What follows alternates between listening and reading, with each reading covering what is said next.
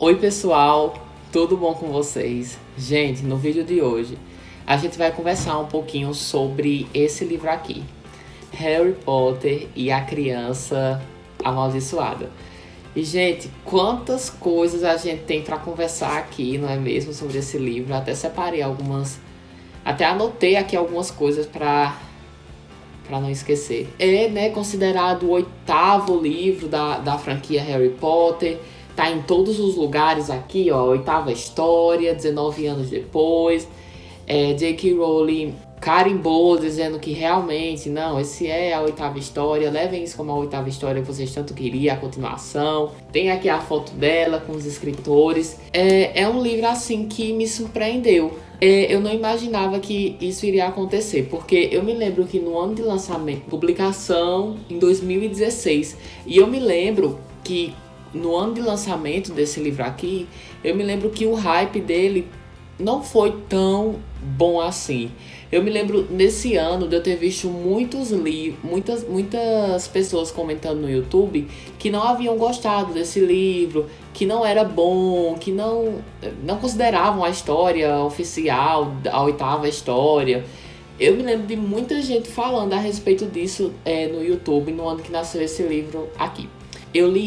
Eu comecei a ler ele ontem de tarde e terminei hoje de manhã. Bom, vamos começar então falando da história, né? Aqui a gente vai ter então a continuação do último Harry Potter, das Relíquias da Morte. E aí tem aquela parte lá toda que Harry tá levando o filho dele pra ir pra Hogwarts. E esse livro começa então dessa guinchada aí de Harry levando o alvo pra Hogwarts e tudo mais, e Gina e todo mundo tá lá. Aqui eu percebi que nós vamos ter vários núcleos de personagens e nenhum deles são muito bem desenvolvidos.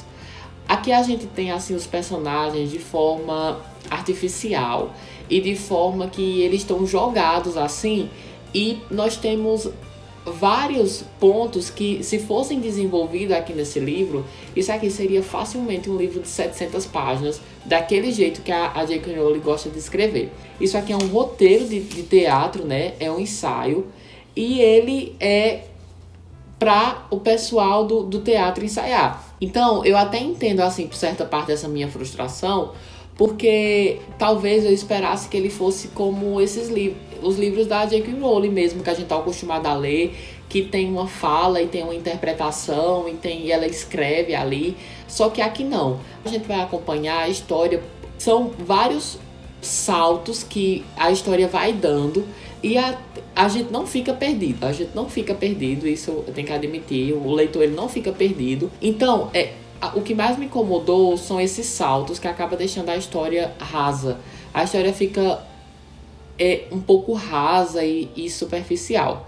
E ele fala, primeiro ano de alvo na escola. Corte. Segundo ano de alvo na escola. Bom, e o que é, né, essa famosa história? Então aqui a gente tem o alvo, o filho lá do Harry Potter, e ele tá em Hogwarts e tudo mais. E aí ele sente uma pressão muito grande porque ele é filho do Harry Potter, né? E no primeiro ano dele de escola, ele sente uma pressão muito grande, o povo fica olhando pra ele, tem toda aquela questão, né, que ele é o filho do Harry Potter e blá blá blá. E tem essa pressão em cima dele, ele já vai pra escola com toda a carga de fama do pai dele. Assim como o pai dele foi pra escola no tempo dele, né, com a carga do menino que sobreviveu e tudo mais. Só que aí o alvo, ele não lida muito bem com isso. E os irmãos dele ainda não estão em idade de ir pra Hogwarts. Então ele é o primeiro, ele não tem nem os irmãos lá pra acompanhar ele. Ele é o primeiro a receber toda essa carga de fama, de tudo, e ele não fica feliz com isso. E aí, gente, ele faz amizade com o filho do Malfoy, né? De Draco Malfoy. O menino vai pra escola com toda essa carga também, por ser um Malfoy, por ser perseguido e tudo mais. E a família dele já não tem uma história tão boa assim, né? Os Malfoy não tem uma história tão boa assim. E no primeiro momento ali tá Harry e a filha de Rony e Hermione, Rosa, estão andando ali num vagão e eles falam qualquer coisa do tipo, vamos ver aqui qual é o vagão que a gente vai entrar aqui, qual é esse vagão. E aí ele chega no vagão do filho de Malfoy, né, o Scorpio. E o Scorpio tá lá no vagãozinho dele, sozinho, né, quieto, e Harry não, né, Alvo já faz amizade com o Scorpio, mas Rosa não gosta de Scorpio, ela odeia Scorpio. E ela não faz amizade com o Scorpio e ela vai embora e fica Harry e Scorpio. E eles desenvolvem ali essa amizade, né? Essa irmandade, eles dois. Eles são muito amigos, eles são bem irmãos, assim. Tem muito sentimento entre os dois. Eles são bem sentimentais, os dois meninos e tal. E eles contam as coisas um pro outro, eles se abraçam, eles choram. Então é uma amizade bem verdadeira. E Scorpio, todo mundo acha que ele é mau, todo mundo fala coisas sobre ele. Só que Scorpio, gente, assim, esse livro, ele mudou algumas coisas que eu pensava que em relação à evolução dos personagens. Porque aqui a gente tem uma evolução de Draco Malfoy, a gente tem uma desmistificação, assim, dele, comparado aos outros livros da saga, e agora o Malfoy tá diferente. Então eu saí daqui, gente, assim, com umas impressões bem fixas na minha cabeça, que o Draco Malfoy, ele é uma boa pessoa dentro dele, do coração dele, sabe? E a gente sempre vê ali o Draco como medroso e tudo, só que desse livro aqui eu saí com a impressão que o Draco tá ali, ele é uma boa pessoa. Eu acho que foi a paternidade, sabe? Ele ter o filho, combinou com ele e ele desenvolveu essa paternidade dele. Então, e o Scorpio, assim, eu saí assim, gente, desse livro, assim, querendo proteger o Scorpio, querendo que, sabe? E o Alvo Potter, Dumbledore, sei lá como é o nome do menino, ele é impulsivo, ele é corajoso igual o pai dele, né? Impulsivo, tem muita coisa do pai dele nele, no menino. É como se você estivesse lendo, assim, outro Harry Potter, só pegaram as características do pai dele e botaram nesse personagem aqui. A gente sente essa coisa nova mesmo, assim, nos outros personagens. Hermione tá diferente, Rony tá diferente, Gina, a gente lê aqui páginas e páginas. Gina agora tem voz, porque antes Gina nem voz tinha na saga. Fala, Gina sofre como mãe. E a gente sai com uma impressão diferente de Gina, de Rony, de Hermione, de Draco. Assim, o Draco, eu senti realmente pena dele. Vai ter esse desenrolar da amizade dos meninos e tudo mais. E a gente chega ali num ponto onde eles estão chegando ali nos 14 anos, quarto ano de Hogwarts. No primeiro ano, Scorpio e Alvo foram mandados para Sonserina, né? Alvo nunca lidou muito bem com isso, de ter sido mandado para Sonserina.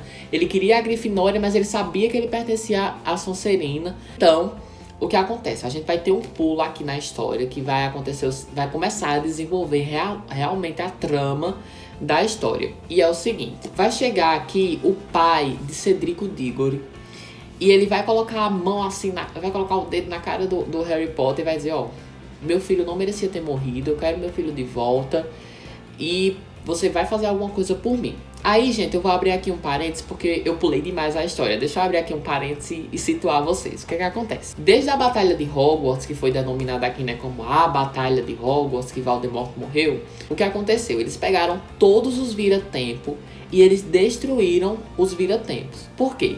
Porque o Ministério tem medo, o Ministério da Magia tem medo que os bruxos do mal, da magia das trevas, voltem no tempo e tentem reviver Voldemort ou fazer alguma coisa para que Voldemort vença no final e não Harry Potter vença no final. Então Hermione, como ministra da magia, vira-tempo é proibido, ninguém pode ter um. Eles descobrem um bruxo que tem um vira-tempo. E esse vira-tempo, esse bruxo é confiscado, né? A mando de Hermione é confiscado esse vira-tempo e ele tá no Ministério da Magia, o vira-tempo. E aí o pai do Cedrico, a morte de Igor, sabe disso e aí chega na parte que eu tava contando pra vocês, que ele vai pra Harry Potter e fala, meu filho não merecia ter morrido, a gente vai usar esse vira-tempo sim e a gente vai trazer meu filho de volta. Aí ele, é impossível, você tá louco, não pode fazer isso e tal. não existe isso, a gente não tem vira-tempo nenhum, não sei o que. E sai, e aí a cena acaba, né? Gente, aí a gente vai ser apresentado a outra personagem. A gente vai ser apresentado, então, a Delphi. Ela é uma personagem que ela se apresenta ali no primeiro momento. Então, a gente vai ser apresentada a Delphi. Ela é uma personagem que ali no primeiro momento, a gente fica sabendo que ela, no caso, seria a sobrinha do Amos Diggory. O alvo, ele tá revoltado. O Alvus, Dumbledore, Severo, Potter, tá revoltado. Aí ele chega pra Scorpio e fala: Scorpio, é o seguinte, eu quero ressuscitar Cedrico Diggory. Aí o Scorpio fala pra ele: o quê? E aí ele tinha ouvido o pai do Cedrico Diggory conversando com o pai dele, né, com Harry Potter. E ele disse: então, eu quero ressuscitar Cedrico Diggory. Não foi justo Cedrico Diggory ter morrido. Mas tudo isso ele faz, o alvo, porque ele tá muito machucado com o pai dele, sabe? Nem o pai dele entende ele, nem ele entende o pai dele. Sabe, gente, não fica muito bem explicado não, assim, por que ele tá fazendo isso. Não tem, porque... Como eu disse, né? Tá difícil classificar isso aqui como uma literatura, porque é um ensaio. Então não tem muita, assim... explicação. A gente fica, tá, por que você tá fazendo isso, querido? Vou resumir pra esse vídeo aqui não acabar tendo 30 minutos. Então eu vou começar a dar saltos também na história e contar só as partes principais. O que acontece? Eles têm acesso a esse vira-tempo. Eles voltam no tempo uma vez, voltam no tempo duas vezes. E eles vão fazendo... eles vão deformando o tempo. Porque cada vez que eles voltam no tempo, qualquer coisinha que mexe, eles alteram uma coisa... muito grande no futuro. E o Scorpio até tem uma explicação aqui que fala, ó, se a gente, os vira-tempo, geralmente eles voltam só 5 horas, ou 3, 4, 7 horas, porque é menos tragédia que pode ocorrer, porque você mudar 7 horas atrás é diferente de eu mudar 20 anos atrás, porque uma decisão tomada há 20 anos atrás, mexer nela milimetricamente, eu posso mudar a história do mundo inteiro. E aí o alvo não tá nem aí, ele quer voltar no tempo e tudo mais. Não, vamos voltar no tempo de novo, vamos consertar isso e a gente vai resolver. Eles voltam no tempo de novo. Gente, aí é que acontece o grande tararã lá. E, bom, eu não vou contar mais a história pra vocês. Eu acho que vocês, quem tiver interesse, pode estar lendo aqui esse livro e entender por si só tudo o que acontece. Mas eles voltam no tempo 2 vezes, 3 vezes, 4, 7, 10 vezes, para tentar resolver uma coisa que não pode ser resolvida, porque a história foi escrita daquela forma e tem que permanecer daquela forma. A história passa totalmente em cima desse volta e vinda, ida e vinda no tempo.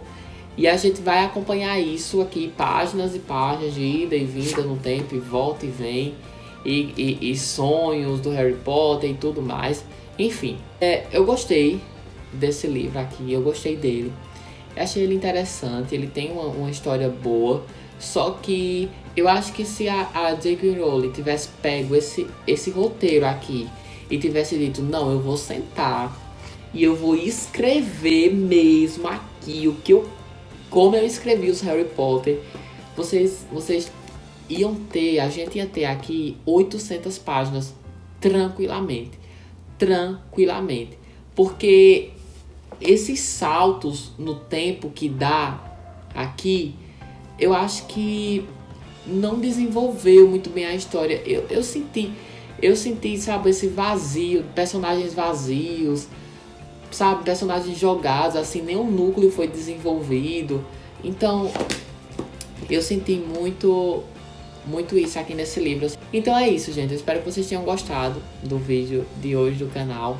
Continuem lendo aí. Eu vou deixar o link aqui abaixo do vídeo, que é um link que você pode comprar esse livro diretamente na Amazon. Então eu vou deixar aqui embaixo para você comprar na Amazon, caso você queira. E você pode, depois que você ler, você pode comentar aqui embaixo o que você achou. Espero que vocês tenham gostado desse livro aqui. Um beijo. Fiquem com Deus e tchau, tchau.